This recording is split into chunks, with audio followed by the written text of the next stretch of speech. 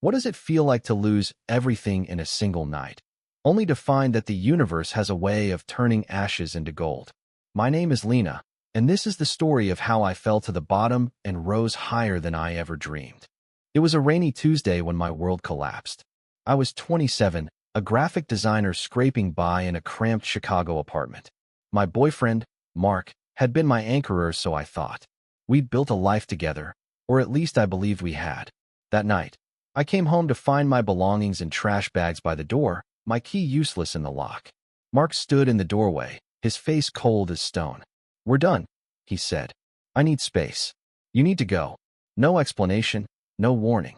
Just me, my bags, and the rain soaking through my thin jacket. I had $47 in my bank account, no family to call, and nowhere to go. The betrayal stung worse than the cold. Mark had been my partner, my collaborator on freelance projects, my confidant. I'd poured everything into Usme's savings, my dreams, my trust.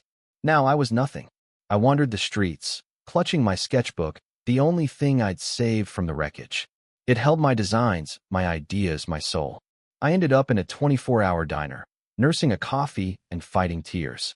The waitress, a kind-eyed woman named Ruth, slid a slice of pie my way. "On the house," she said.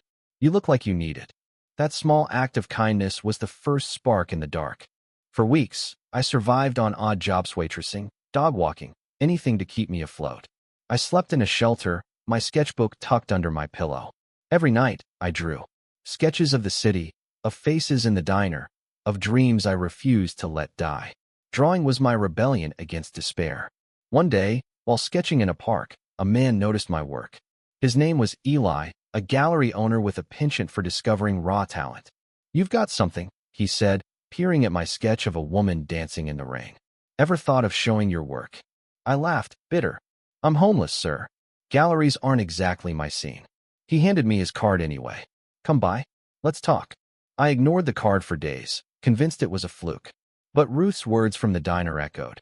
"You don't get second chances by sitting still." So I went. Eli's gallery was a world I'd never touched: polished floors, soft lighting, art that spoke of pain and beauty. He offered me a chance to display my sketches in a group show. No promises, just a shot. I poured everything into preparing, every sleepless night, every ounce of grit. I framed my sketches with borrowed money, my hands trembling as I hung them on the gallery walls. The night of the show, I felt like an imposter in a borrowed dress. People milled around, sipping wine, murmuring about my work. Raw, they called it. Honest. Then, a woman in a sharp blazer approached me. Her name was Clara, a creative director for a major ad agency. "Your art tells stories," she said. "We need that." She offered me a job on the spot, not as an assistant, but as a lead designer for a national campaign. The pay was more than I'd ever imagined. I stood there, stunned, as the room spun around me. The job was just the beginning. My designs caught fire, shared across social media, plastered on billboards.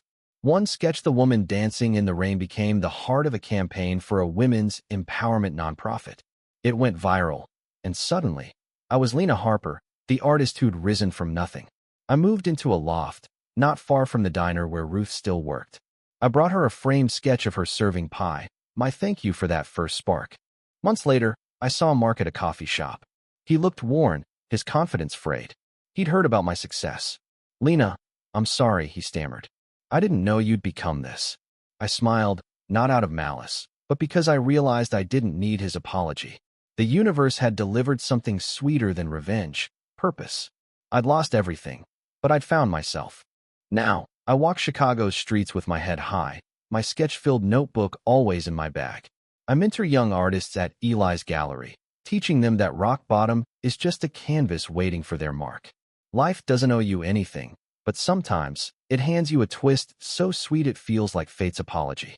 For me, that twist was discovering that my heart, my art, and my resilience were worth more than anything I'd lost.